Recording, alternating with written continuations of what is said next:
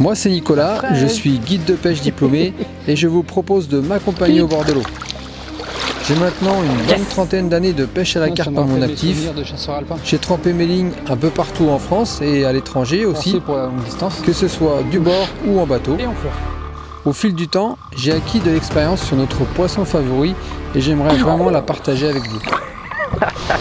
Moi c'est Pierre, je suis caméraman.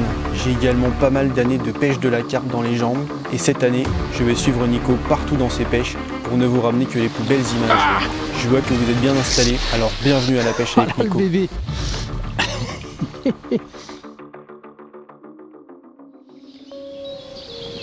Bon, je vais préparer la zone de bivouac.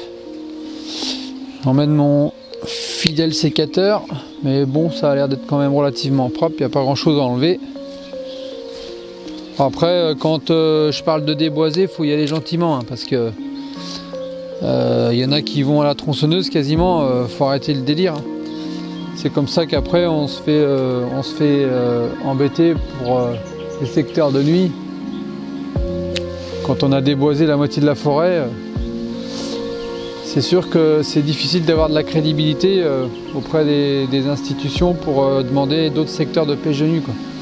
Donc on se fait une petite place, mais propre, quoi, sans tout déboiser, quoi. Un minimum.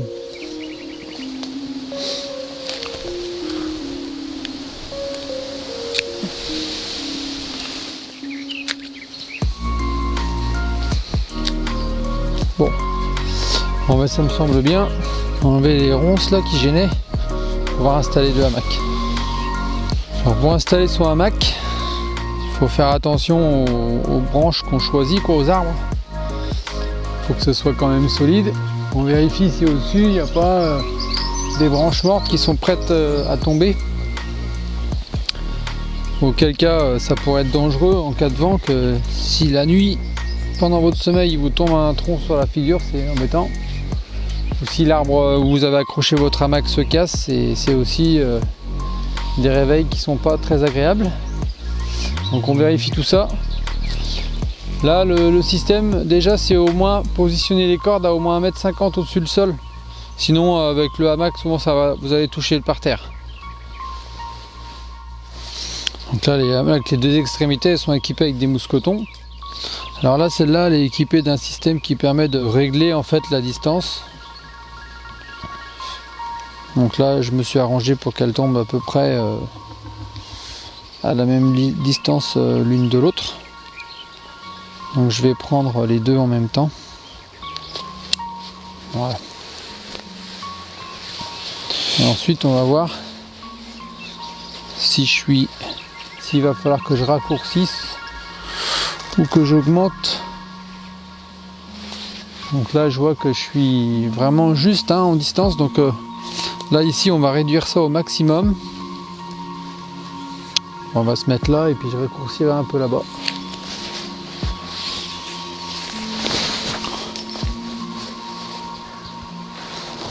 Attention gag. C'est bon, ça tient.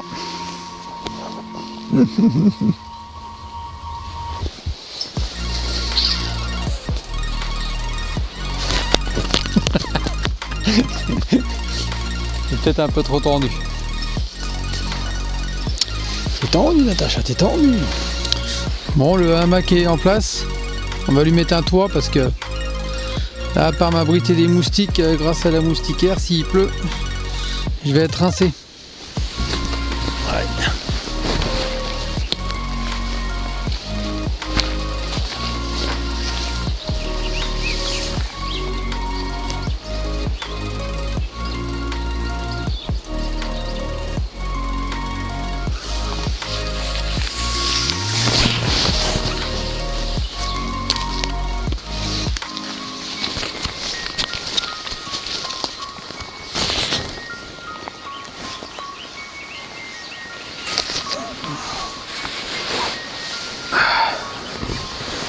Et voilà, royal.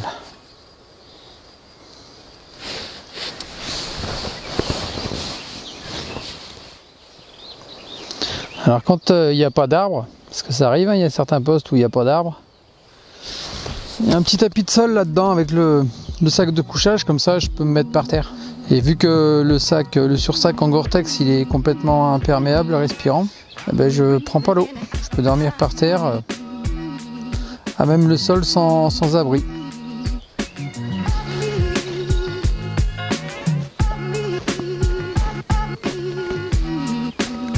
Ici la nature est tellement sauvage que les animaux ils n'ont jamais vu l'homme, donc ils en ont pas peur. C'est incroyable. Ouac, ouac, ouac.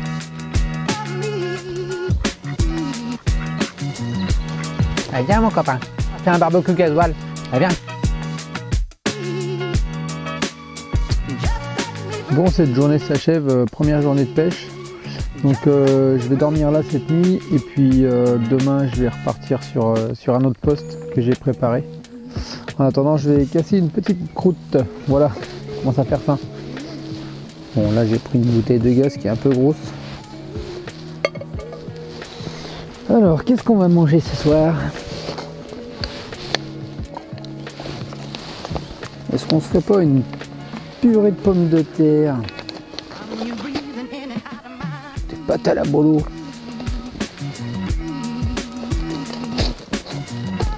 Qu'est-ce qu'il y a d'autre? Le poulet au curry. Ah ouais, c'est bien ça. Allez. Curry.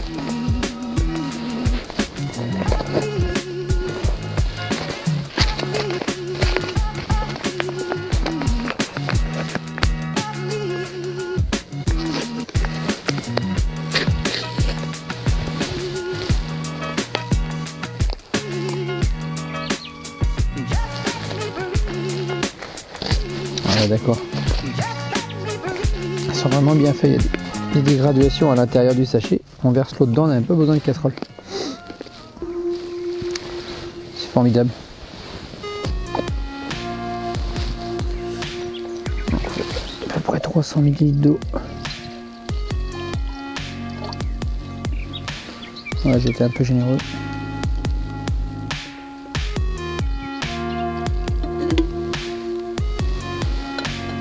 C'est pas mal.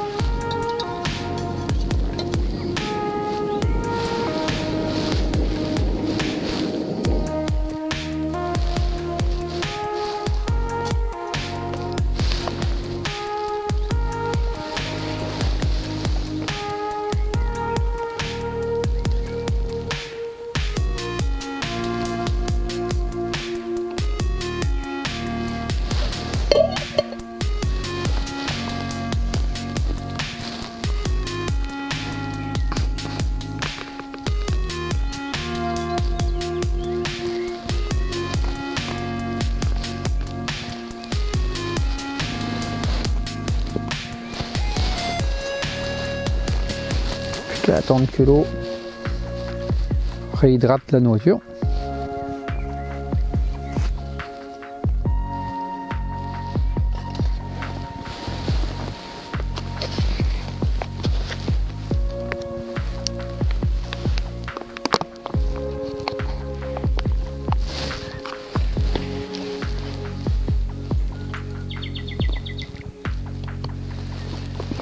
Voyons.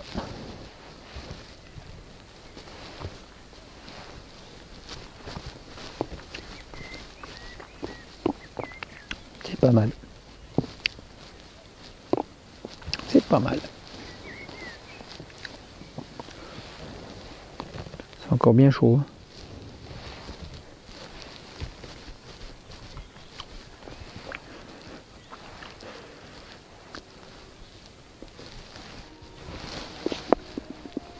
C'est pas mal.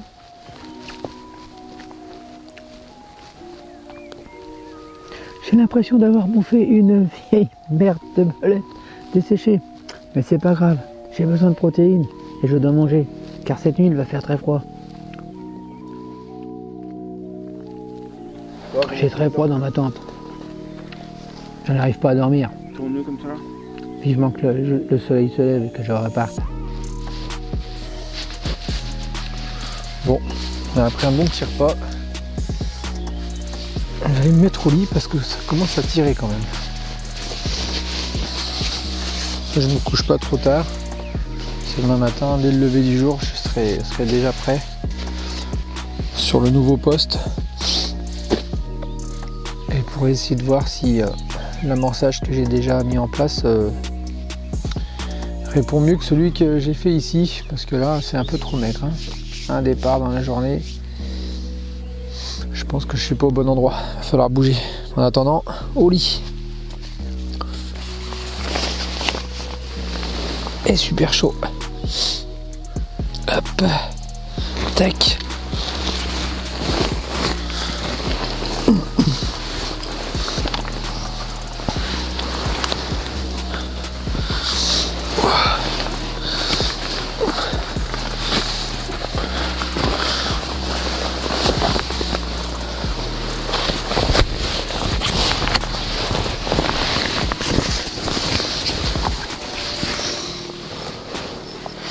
Bonne nuit.